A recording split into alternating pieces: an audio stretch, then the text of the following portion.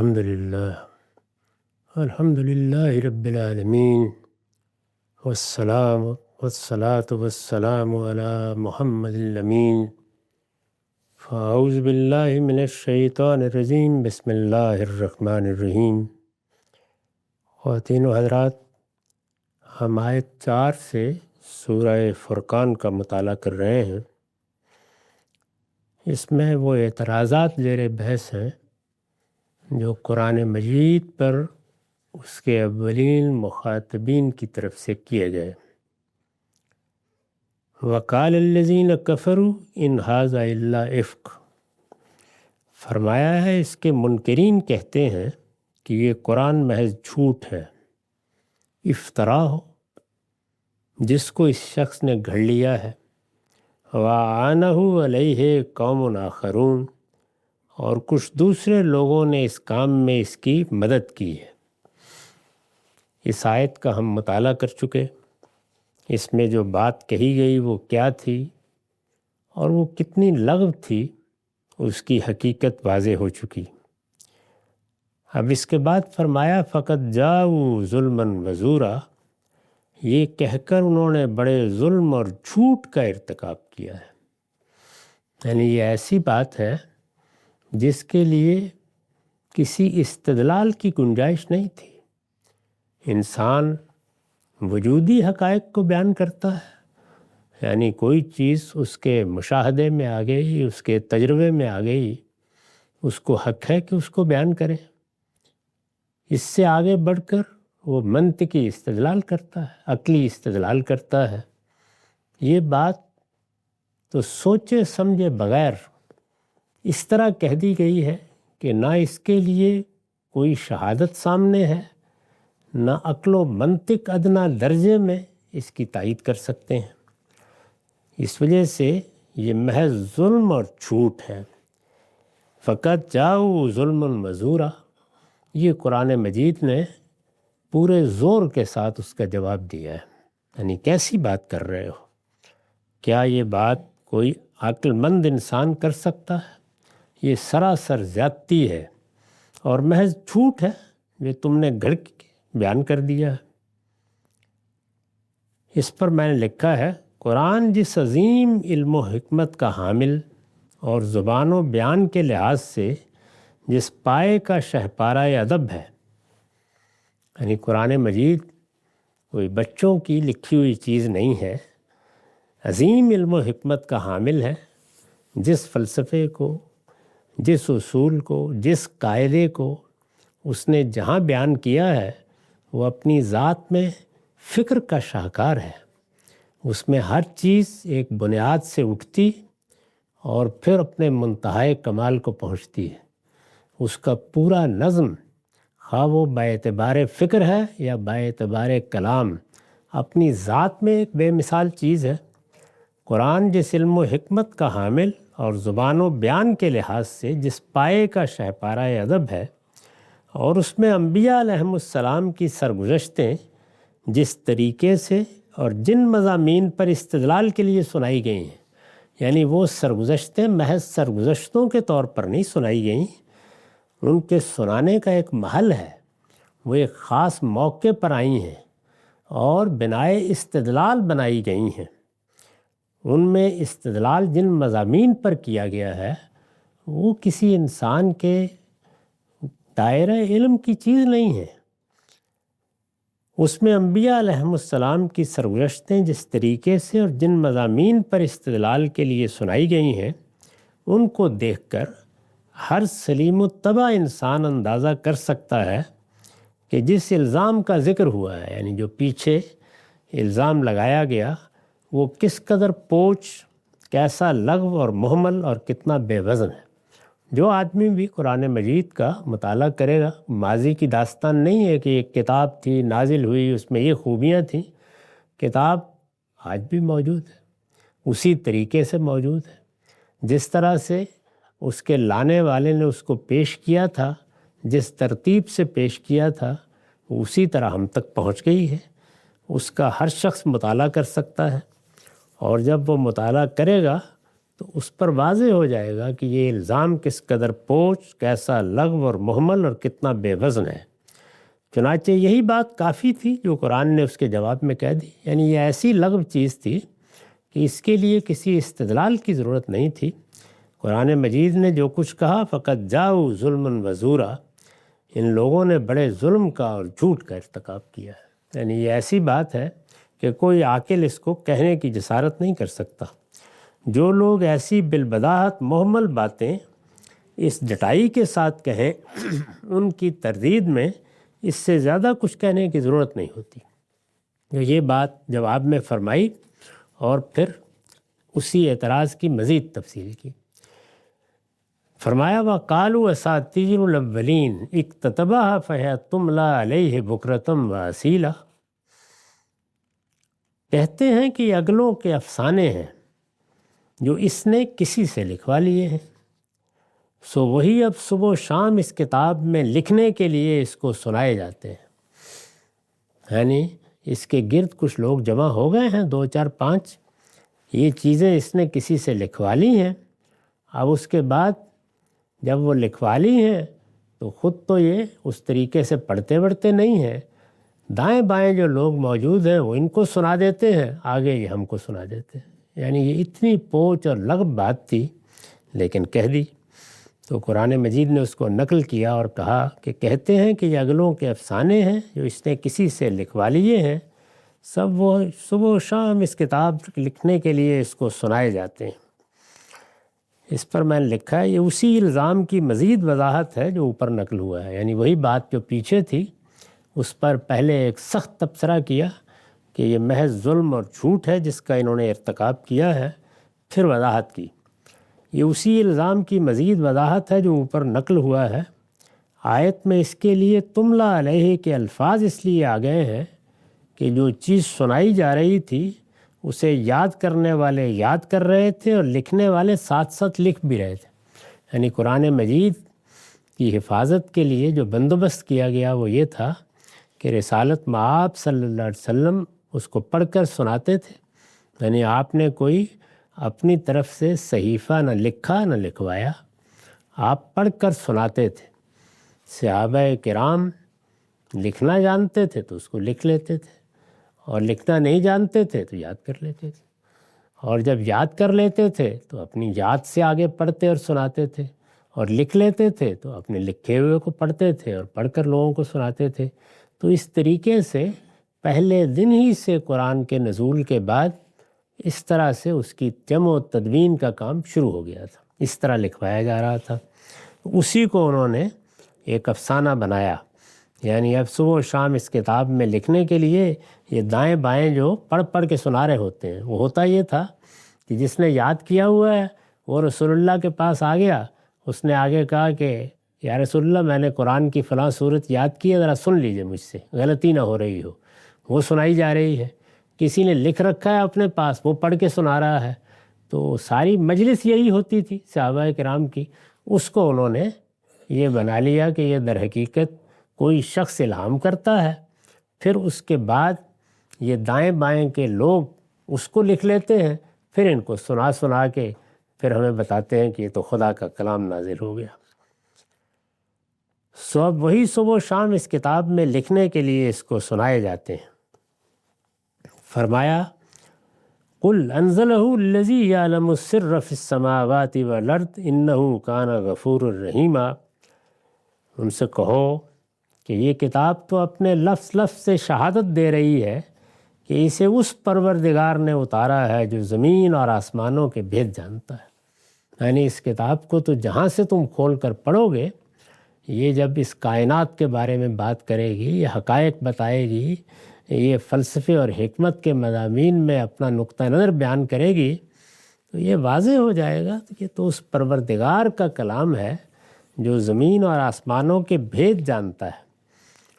میں نے وضاحت کی ہے، مطلب یہ ہے کہ جو علم و حکمت اور ماضی، حال اور مستقبل کے جو حقائق اس کتاب میں بیان کیے جا رہے ہیں، یعنی ایسا تو نہیں ہے کہ کوئی ایک افسانہ ہے سنا دیا، کوئی کہانی ہے، کوئی سرگزشت ہے، نہ آگے کچھ پتہ، نہ پیچھے کا پتہ، نہ کوئی سر نہ پیر۔ اس میں تو علم و حکمت کے بے نظیر پہلو ہیں جو واضح کیے جا رہے ہیں۔ پھر ماضی، حال اور مستقبل کے حقائق پورے جزم اور اذعان کے ساتھ متعین پیشین گوئیاں کی جا رہی ہیں۔ ایسی ایسی باتیں کہی جا رہی ہیں کہ کوئی انسان سوچ بھی نہیں سکتا کہ وہ ایسی بات اس طریقے سے کہہ سکتا ہے۔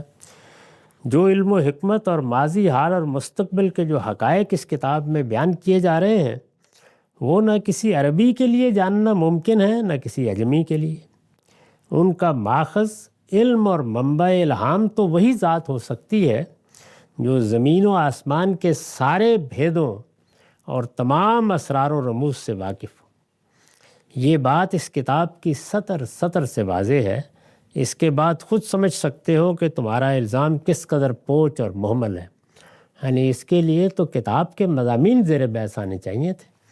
کتاب کے مضامین میں اگر اسی طرح کے تضادات ہوتے جو دائیں بائیں کی باتیں سن کر ہوتے ہیں، علم کے لحاظ سے، عقل کے لحاظ سے بے معنی باتیں بھی بہت سے لوگ ہیں شاعری میں، ادب میں لے آتے ہیں، ایسی کوئی بات ہوتی، ایک اتنا محکم کلام، ایسے علم و حکمت کو بیان کرنے والا کلام، ماضی اور حال اور مستقبل کے بارے میں حقائق بیان کرنے والا کلام، یعنی نہ ماضی کے معاملے میں اس کی کوئی بات ادنا درجے میں اپنے اندر تردد رکھتی ہے، نہ حال کی حقیقتوں کے بارے میں وہ کوئی افسانہ طرازی کرتا ہے، اور مستقبل کے بارے میں متعین پیشین گوئیاں کر رہا ہے 2 اور 2 4 کے طریقے پر۔ تو اس طرح کی کتاب اور اس طرح کی کتاب کے یہ حقائق اور اس کا یہ علم و حکمت کوئی شخص بقائمی ہوش و حواس سے کہہ سکتا ہے کہ یہ اس طریقے سے کسی نے ان کو بتا دی ہے اور کسی نے لکھوا دی ہے، اور اب گرد و پیش میں بیٹھے ہوئے وہی لوگ جو کل ہمارے اندر سے اٹھ کر ان پر ایمان لائے ہیں اب وہ سنانے لگ گئے ہیں؟ تو یہ کس طرح کی پوچ اور مہمل باتیں ہیں جو تم کرتے ہو؟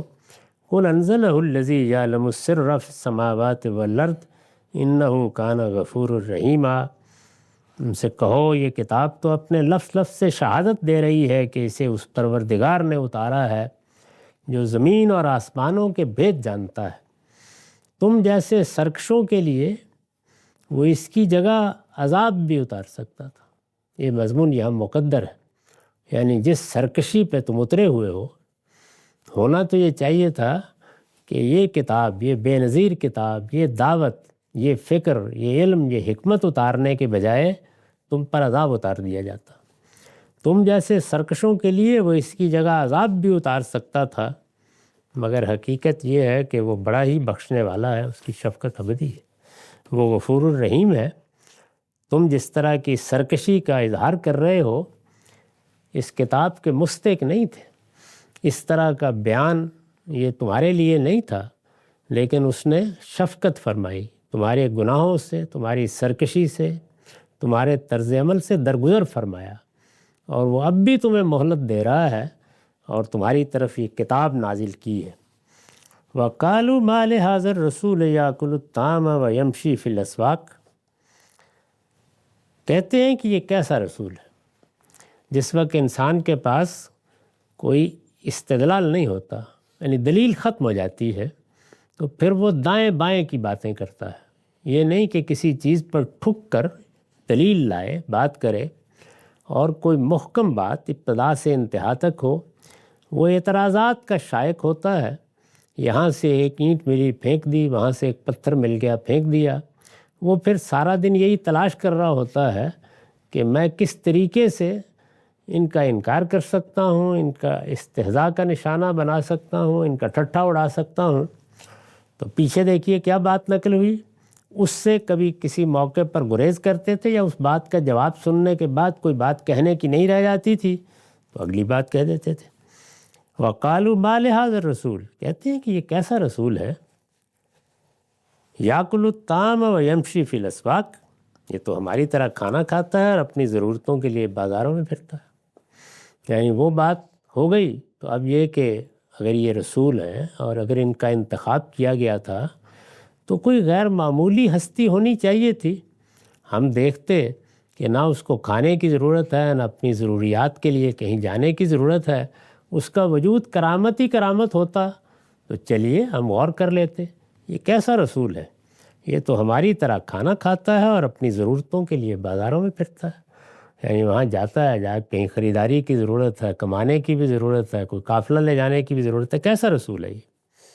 اچھا یہ بات لولا انزل الیہ ملک فیکون معہ نذیرا، اگر اس کو ہمیں انذار کرنے کے لیے، خبردار کرنے کے لیے بھیجا گیا ہے تو پھر اس کے ساتھ کوئی فرشتہ ہونا چاہیے تھا، یعنی آسمان سے کوئی فرشتہ آتا، اس کے پاس کوئی فرشتہ کیوں نہیں بھیجا گیا کہ اس کے ساتھ ہو کر وہ نہ ماننے والوں کو خبردار کرتا؟ یعنی یہ ساتھ ساتھ ہوتے اور دائیں بائیں کوئی فرشتہ بتا رہا ہوتا کہ میں آسمان سے یہ پیغام لے کے آیا ہوں، تو وہ جبریل جس کا یہ ذکر کرتے ہیں پھر اس کو یہی کام کرنا چاہیے تھا۔ اس پر میں نے لکھا ہے یعنی ان کے ساتھ پھرتا اور منادی کرتا کہ لوگوں یہ اللہ کے رسول ہیں، یہ جس چیز سے ڈرا رہے ہیں اس سے ڈرو ورنہ ابھی خدا کا عذاب برسا دیتا ہوں۔ تو اگر تو ان کے دائیں بائیں کوئی فرشتہ یہ منادی کر رہا ہوتا تو پھر ہم ضرور غور کرتے کہ ہو سکتا ہے کہ یہ آسمان کی کوئی خبر لے کے آ گئے ہیں۔ لولا انزل الیہ ملک فیکون معہ نذیرا، اس کے پاس کوئی فرشتہ کیوں نہیں بھیجا گیا کہ اس کے ساتھ ہو کر وہ نہ ماننے والوں کو خبردار کرتا؟ اور یلقا الیہ کنز اور تکون لہ جنت یاکل منہا، یا اس پر کوئی خزانہ اتارا جاتا، یعنی یہ تو ہماری ہی طرح اس کے محتاج ہیں کہ کمائیں اور 2 وقت کی روٹی کا بندوبست کریں، کوئی خزانہ اتارا جاتا؟ اچھا زیادہ نہیں تو اس کے لیے کوئی باغ ہی ہوتا جس سے یہ کھاتا پیتا، یعنی کوئی خصوصی اہتمام کیا جاتا۔ تو اللہ تعالیٰ نے ہمارے درمیان میں ایک عام آدمی کو پکڑ کر رسول بنا دیا، اپنا پیغامبر بنا دیا، یہ بات ہم کیسے مان جائیں؟ یا اس پر کوئی خزانہ اتارا جاتا، یا زیادہ نہیں تو اس کے لیے کوئی باغ ہی ہوتا جس سے یہ کھاتا پیتا۔ میں نے لکھا ہے مطلب یہ ہے کہ اسی سے، یعنی خزانہ نہیں ملا تھا تو چلیں باغ ہوتا، اسی سے اپنی معاش حاصل کر لیتا، اور اسے کوئی ضرورت نہ ہوتی کہ عام آدمیوں کی طرح بازاروں میں جوتیاں چٹکھاتا پھرے۔ تو یہ کیسا رسول ہے، کیا ہستی ہے کہ ہم اس کی بات مان لیں اور یہ کہیں کہ یہ فی الواقع آسمان سے کوئی وحی لے کر آ گئے ہیں؟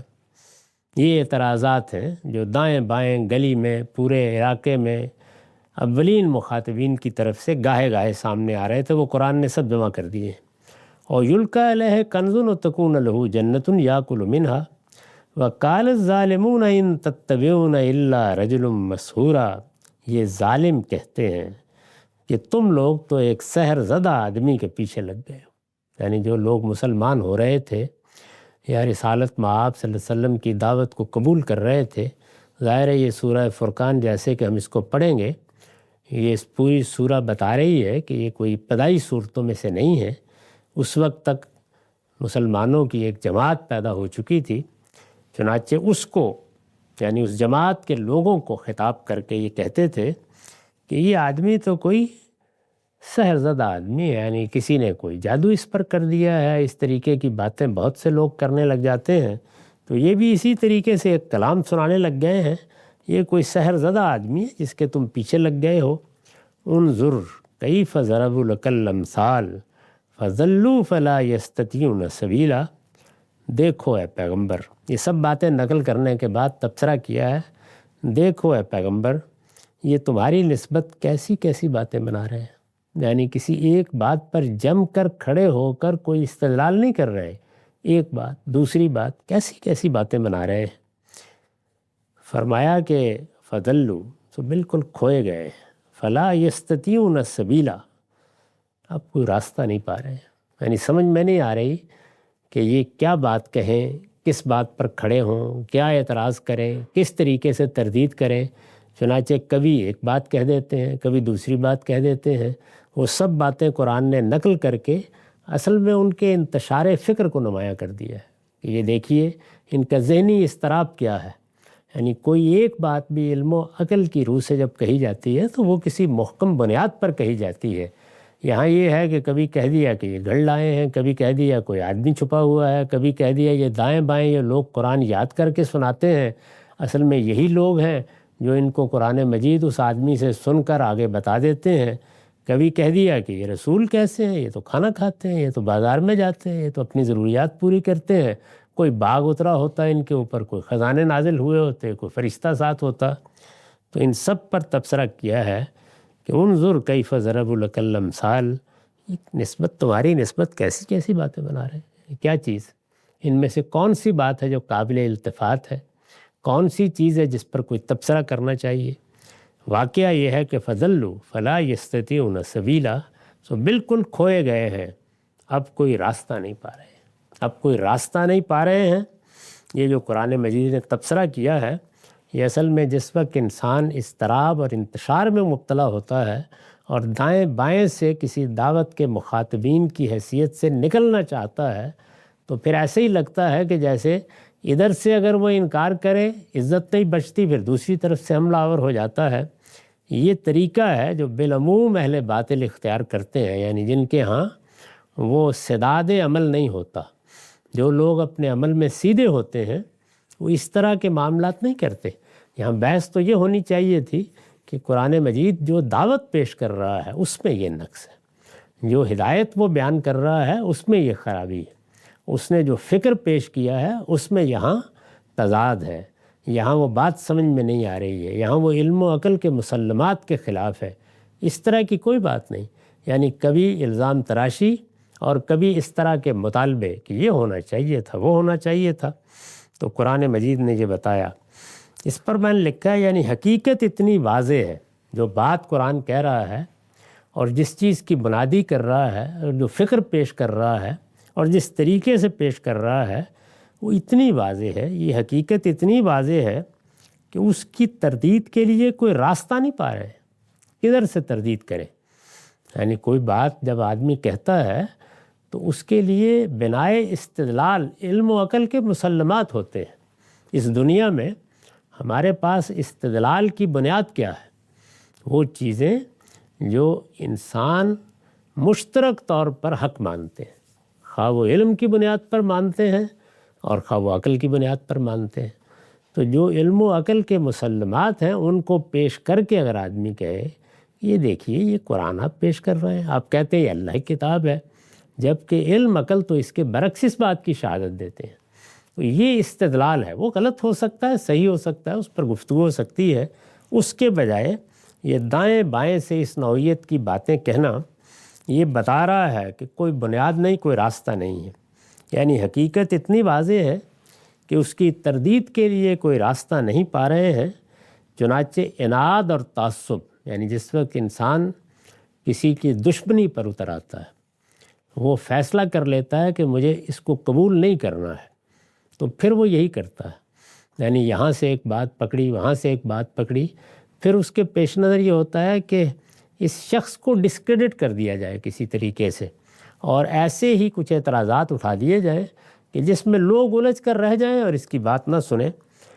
تو وہ تردید کے لیے کوئی راستہ نہیں پا رہے، چنانچہ اناد اور تعصب میں اندھے ہو کر ایسی لچر اور پوچھ باتیں کر رہے ہیں۔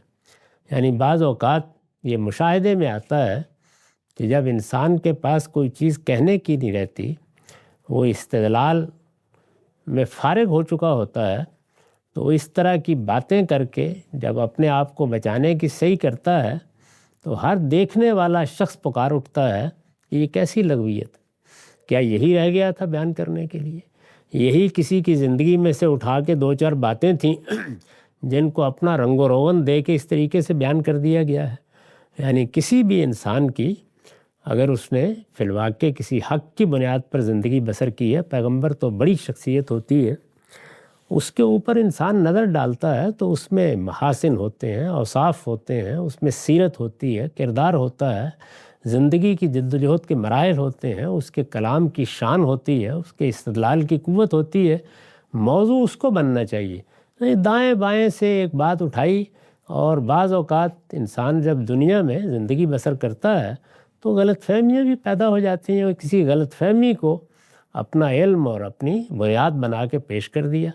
تو پیغمبر کے بارے میں بھی کہ اسی طرح کی باتیں ہیں جو قرآن نے نقل کر دی ہیں، یہ ایک چھوٹی سی بستی میں شب و روز دیکھنے والے لوگ کر رہے تھے، اور جب قرآن مجید نے توجہ دلائی کہ کیا بات کر رہے ہو، ایسی لچر اور پوچھ باتیں کر رہے جن کے بارے میں وہ خود بھی جانتے ہیں کہ ان کا کوئی سر پیر نہیں.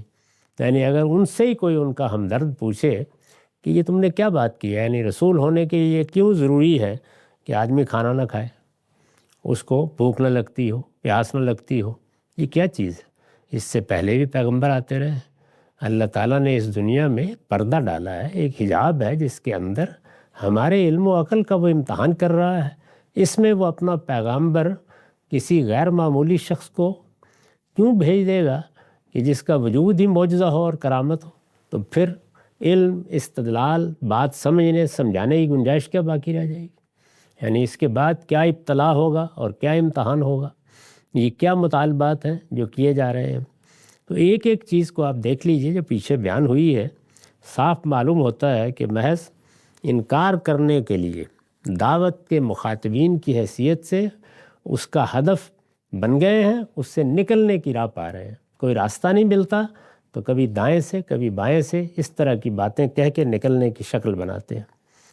تو ارشاد فرمایا کہ سو بالکل کھوئے گئے ہیں، اب کوئی راستہ نہیں پا رہے ہیں. تبارک الذی ان شاء جعل لک خیرا من ذالک. اب دیکھیے جواب کیا دیا اور کس شان سے دیا ہے. بہت بزرگ، بہت فیض رساں ہے وہ ذات جو اگر چاہے تو تمہیں اس سے کہیں بہتر چیزیں بخش دے. یعنی اس کائنات کے خالق کا پیغام ہے یہ کیا باتیں کر رہے ہیں؟ یعنی ہمارے لیے کوئی فرشتے اتارنے میں دقت ہے، جتنے چاہے اتار دیں. اچھا، باغ نازل کرنے میں، یہ باغ ہمارے ہی بنائے ہوئے ہیں، جتنے چاہیں تمہارے ساتھ لا کر ابھی کھڑے کر دیں. یہ کیا چیزیں ہیں جو ان کے تصور میں آتی ہیں؟ وہ چیزیں تمہیں بخشتے ہیں جو ان کے تصور میں بھی نہیں آتی. بہت بزرگ، بہت فیض رساں ہے وہ ذات جو اگر چاہے تو تمہیں اس سے کہیں بہتر چیزیں بخش دے. تبارک الذی ان شاء جعل لک خیرا من ذالک جنات تجری من تحتہا الانہار ویجعل لک قصورا. ایک نہیں، بہت سے باغ جن کے نیچے نہریں بہہ رہی ہوں اور ان میں تمہارے لیے محل بنوا دے. یعنی بادشاہی کیا چیز ہے؟ وہ اس آسمان و زمین کا بادشاہ ہے. یہ کیا اس کے لیے کوئی مشکل ہے اس کائنات کے خالق کے لیے تو وہ یہ سب کر ڈالے؟ میں نے وضاحت کی ہے، یعنی جو کچھ قیامت میں دینے والا ہے وہ اسی دنیا میں تمہیں دے دے. آخر اس نے وعدہ کیا ہے نا کہ جب تم دنیا سے رخصت ہوگے اور پھر وہ قیامت کا دن برپا ہو جائے گا، اس کے بعد جزا و سزا کا فیصلہ ہوگا، تو جن لوگوں کو جزا ملے گی ان کے لیے محل بھی ہیں اور باغ بھی ہیں. یہی تعریف کی گئی ہے جنت کی. تو وہ بادشاہی جو اس نے آگے دینی ہے، یہ کیا اس کے لیے کوئی مشکل ہے؟ وہ اب دے دیتا اپنے پیغمبر کو. فرمایا نہیں، یہ بات نہیں ہے. بل کذبوا بالساعۃ، یہ بات نہیں ہے، نہیں یہ بات نہیں ہے، بلکہ انہوں نے قیامت کو جھٹلا دیا ہے. یعنی انسان جس وقت اپنے انجام کے معاملے میں اضطراب میں مبتلا ہو جاتا ہے، اصل چیز کیا ہے؟ انسان کے شعور کا یہ احساس کہ میں فی الواقع ایک فانی انسان ہوں اور میرے باطن میں جو خیر و شر کا شعور رکھا گیا ہے یہ اس دن کو لازم کرتا ہے جس میں میرا حساب کتاب ہو. جب انسان اس سے بے خبر ہو جاتا ہے یا اس کو ماننے سے انکار کر دیتا ہے، نہیں یہ بات نہیں ہے، بلکہ انہوں نے قیامت کو جھٹلا دیا ہے. اور فرمایا کہ جو لوگ قیامت کو جھٹلا دیں، بل کذبوا بالساعۃ وَأَعْتَدْنَا لِمَنْ كَذَّبَ بِالسَّاعَةِ سَعِیرًا، ان کو پھر دنیا میں ہدایت نہیں پانی ہوتی. وہ اسی راستے پر چلتے ہیں، ایسے ہی اپنے آپ کو فریب دیتے ہیں، ایسے ہی ایک دن سب کچھ چھوڑ کر ہماری بارگاہ میں حاضر ہو جائیں گے. ان کے لیے ہم نے دوزخ تیار کر رکھی. تو انسان یہ سفر کر رہا ہے، اس لیے پیغمبر اس میں آپ کو پریشان ہونے کی ضرورت نہیں ہے. یہ اصل میں اب دوزخ کی راہ کے مسافر ہو چکے ہیں، یہ اسی راستے پر چلیں گے. اقول قولی ھذا واستغفر اللہ.